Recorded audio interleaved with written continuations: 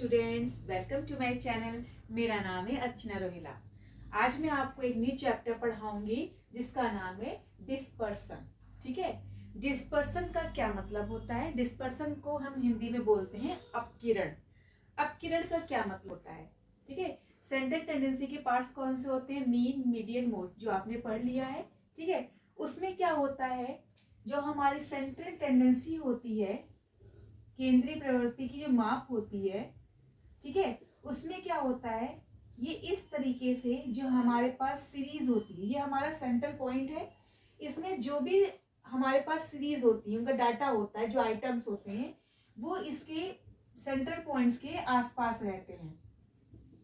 ठीक है, लेकिन जो डिस्पर्सन होता है, जो हमारा अपकिरण होता है, डिस्पर्सन होता है जो हमारा, इसमें क्या होता है, जो इसका सेंट्रल पॉइंट होता है, जैसे मान लो इसका सेंट्रल पॉइंट ये है, तो इस सेंट्रल पॉइंट पे जो इसके डाटा होता है, जो इसके केंद्र सीरीज होती है, वो इसके आसपास ना होकर इसके इधर उधर बिखरी हुई होती है।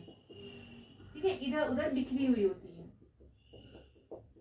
इसी को हम क्या बोलते हैं? डिस्पर्सन बोलते हैं। कि जो हमारा डिस्पर्सन होता है, उसमें जो डाटा होता है वो क्या होता है, जो सीरीज होती है उसकी जो मापे होती हैं, वो अलग अलग क्या होता है, अपने सेंट्रल पॉइंट से क्या होती हैं, दूर होती हैं, बिखराव के रूप में दूर दूर होती है, यानी कि उनका फैलाव होता है, बिखराव होता है। उसको ही हम क्या बोलते हैं? डिस्पर्सन बोलते हैं।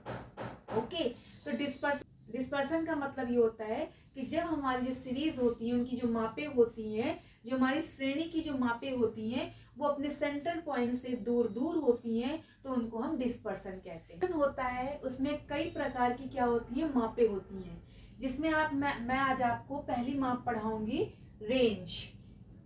ठीक है, मैं आपको क्या पढ़ाऊंगी? रेंज। रेंज मतलब होता है विस्तार।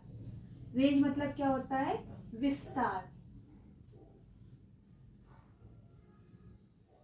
ओके, सो मैं आपको ये बताऊंगी कि जो विस्तार रेंज होता है, ये क्या होता है? डिस्पर्सन की एक माप होती है। डिस्पर्सन की वैसे तो कई प्रकार की मापे होती है, जिसमें पहली माप हमारी क्या होती है? रेंज होती है। ओके, सो यहाँ पे रेंज को निकालने का जो फॉर्मूला होता है वो होता है L माइनस एस, और कोफिशिएंट ऑफ जो रेंज निकालते हैं, यानी कि जो उसका गुणांक निकालते हैं, कोफिशिएंट मतलब होता है इसका गुणांक, तो जो इसका हम गुणांक निकालते हैं वो होता है L माइनस एस अपॉन में L प्लस एस होता है। ठीक है, अब यहाँ पे L क्या होता है? L मतलब होता है लार्ज वैल्यू, और S मतलब होता है यहाँ पे स्मॉल वैल्यू। ओके, सो मैं आपको अलग अलग सीरीज के हिसाब से बताऊंगी कि डिस्पर्सन में रेंज को कैसे निकालते हैं। सो यहाँ पे इंडिविजुअल सीरीज है, यहाँ पे इस प्रकार की सीरीज दे रखी है। यहाँ पे 46 दे रखा है, 32, 17, 41, 4, 26, 9, 30 और 35 दे रखा है। सो इसमें रेंज को हम कैसे निकालेंगे? सिंपल है, रेंज का फॉर्मूला ऊपर लिखा हुआ है। तो सबसे पहले हम यहाँ में लिखेंगे range. Range is equal to L minus S. तो L कितना दे रखा है? L मतलब सबसे बड़ी संख्या, तो इसमें सबसे बड़ी संख्या कौन सी है? तो सबसे बड़ी संख्या है 46, और सबसे स्मॉल वैल्यू कौन सी है इसमें? तो स्मॉल वैल्यू है इसमें 4, तो कितना आ जाएगा रेंज? 42। ओके, फिर हम यहाँ पे निकालेंगे कोफिशिएंट ऑफ रेंज निकालेंगे। ओके, तो कोफिशिएंट ऑफ रेंज का फॉर्मूला होता है L माइनस एस अपॉन में L प्लस एस होता है।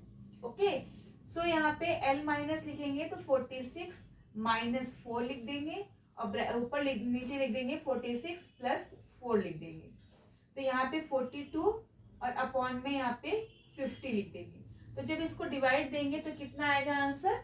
इसका आंसर आएगा 0.89, यानी कि हमारा कोफिशिएंट ऑफ जो रेंज आया है वो है 0.89।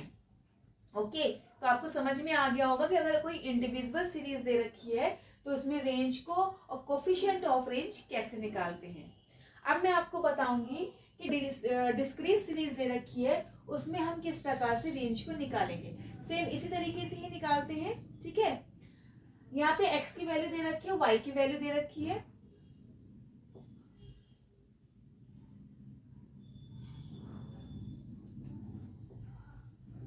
यहाँ पे देखिए डिस्क्रीट सीरीज में अब आपको मैं बताऊंगी कि किस प्रकार से रेंज को निकालते हैं। यहाँ पे x की वैल्यू दे रखी है और f की वैल्यू दे रखी है। f मतलब इसकी फ्रीक्वेंसी दे रखी है। तो x की वैल्यू दे रखी है यहाँ पे 4, 5, 7, 10, 12, 14 और यहाँ पे फ्रीक्वेंसी दे रखी है इसकी 10, 13, 12, 17, 13 और 12 दे रखी है। ओके, सो इस बात का ध्यान रखिए कि जब हम डिस्क्रीट सीरीज में अगर हम रेंज को निकालते हैं तो वहां पे हम क्या करते हैं, फ्रीक्वेंसी से हमें कोई मतलब नहीं होता। मतलब फ्रीक्वेंसी कोई ज्यादा है या कम है तो उससे हमें कोई मतलब नहीं होती। बस हम यहाँ पे x की वैल्यू को ध्यान में रखकर रेंज को निकालते हैं। मतलब रेंज में निकालने पे फ्रीक्वेंसी का कोई इफेक्ट नहीं पड़ता है, इसका मतलब ये है। तो यहाँ पे हम रेंज निकालेंगे तो range is equal to L minus S होता है। तो अब ये प्रॉब्लम है कि हम यहाँ पे कौन सी वैल्यू लेंगे, लोअर और लार्जेस्ट वैल्यू, x में से लें कि x में f में से लें, क्योंकि f जो होता है फ्रीक्वेंसी का रेंज पर निकालने पर कोई भी इफेक्ट नहीं पड़ता। तो इट मीन्स कि फ्रीक्वेंसी को हम नहीं लेंगे। यहाँ पे x में हम चेक करेंगे कि कौन सी x की वैल्यू ज्यादा है और कौन सी x की वैल्यू कम है। तो x की वैल्यू देखिए इसमें कौन सी ज्यादा है, तो 14 है और कम कौन सी है, 4 है। तो रेंज कितना निकल के आया हमारा, 10 आया है। अब कोफिशिएंट ऑफ हम यहाँ पे रेंज निकालेंगे। कोफिशिएंट ऑफ रेंज निकालने के लिए L minus S upon L plus S. तो कितना हो गया, यहाँ पे 14 माइनस 4 और अपॉन में 14 प्लस 4, तो यहाँ पे हो गया 10 अपॉन 18। तो कितना आ गया यहाँ पे, कोफिशिएंट ऑफ रेंज कितना आ गया, तो यहाँ पे आएगा 0.556। सो आई होप कि आपको समझ में आ गया होगा कि इंडिविजुअल सीरीज और डिस्क्रीट सीरीज में रेंज को हम कैसे निकालते। बहुत ही सिंपल है, कोई प्रॉब्लम नहीं होगी आपको। तो मैं अब आपको कॉन्टिन्यूस सीरीज से बताऊंगी कि कॉन्टिन्यूस सीरीज से हम डिस्पर्सन को कैसे निकालते हैं। ओके, कॉन्टिन्यूस सीरीज में हम दो प्रकार से रेंज को निकाल सकते हैं। ठीक है, तो मैं आज पे आपको पहला मेथड बता रही हूँ, फिर मैं आपको सेकंड मेथड बताऊंगी। यहाँ पे हम क्या करेंगे, यहाँ पे है आपका सेकंड, फर्स्ट मेथड में यूज कर रही हूँ। दो तरीके हैं, आप दोनों तरीके से भी निकाल सकते हो, आपका गलत नहीं होगा। ओके,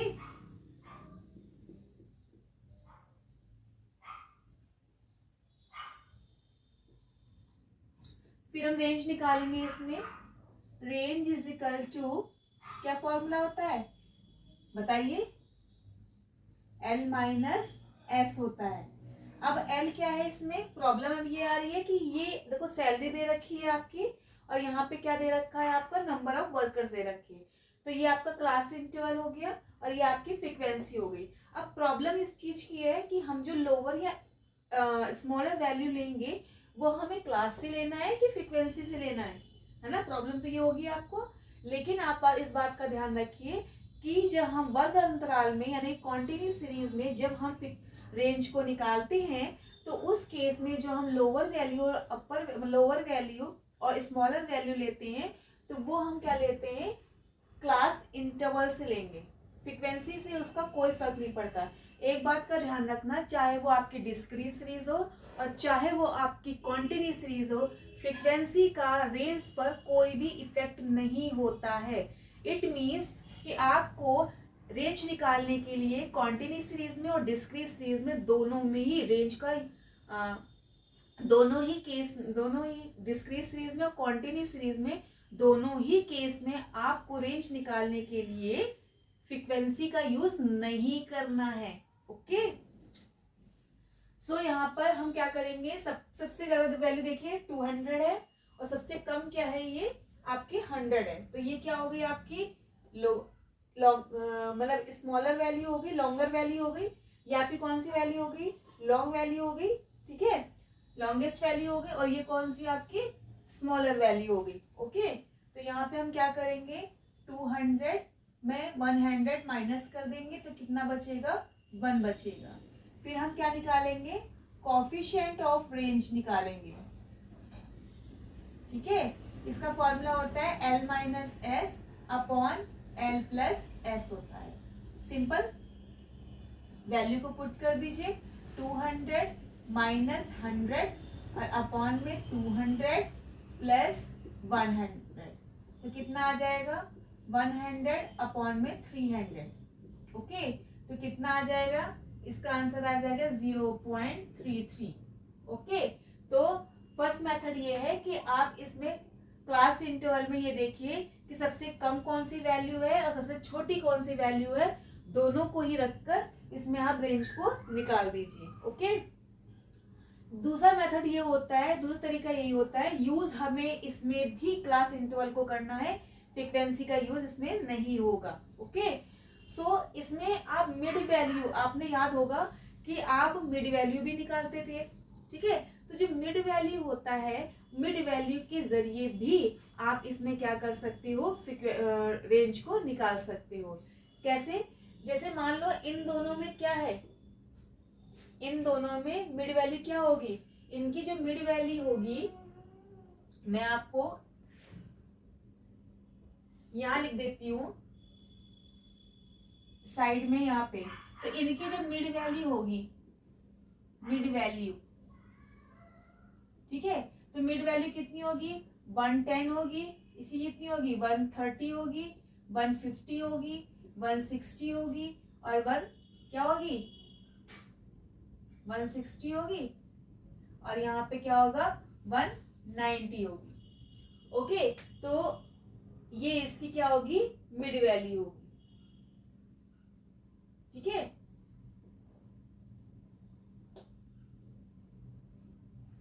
ओके, देखो 170 होगी, ठीक है, तो ये इसकी क्या होगी, ये इसकी मिड वैल्यू होगी। अब मिड वैल्यू के जरिए भी हम क्या कर सकते हैं, मिड वैल्यू के जरिए भी हम रेंज को निकाल सकते हैं। अब इसमें देखिए सबसे छोटी वैल्यू कौन सी है, वैल्यू को देखिए कौन सी है, सबसे छोटी वैल्यू ये वाली है और सबसे बड़ी वैल्यू ये वाली है, ठीक है। सबसे छोटी कौन सी है, सबसे बड़ी ये है, और सबसे छोटी कौन सी है, ये है, ठीक है। तो इसको रख के भी हम निकाल सकते हैं। तो यहाँ हम लिखेंगे range is equal to L minus S. तो एल कितना है 190 माइनस 110, तो कितना आ जाएगा यहाँ पे 80। ओके, फिर हम निकालेंगे यहाँ पे कोफिशिएंट ऑफ रेंज,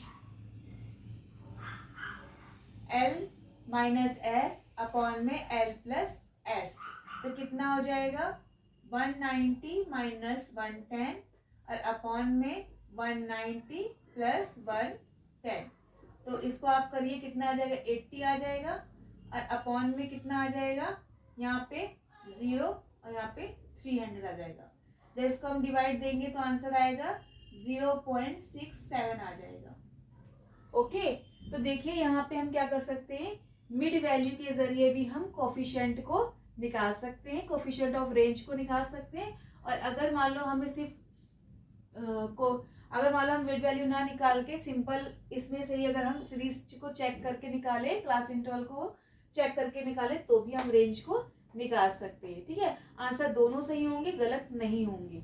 ओके, तो आपको समझ में आ गया होगा कि रेंज जो होता है डिस्पर्सन क्या होता है, और रेंज जो होता है, रेंज से हम इंडिविजुअल सीरीज में, डिस्क्रीट सीरीज में, कॉन्टिन्यूअस सीरीज में हम रेंज को किस तरह निकालते हैं।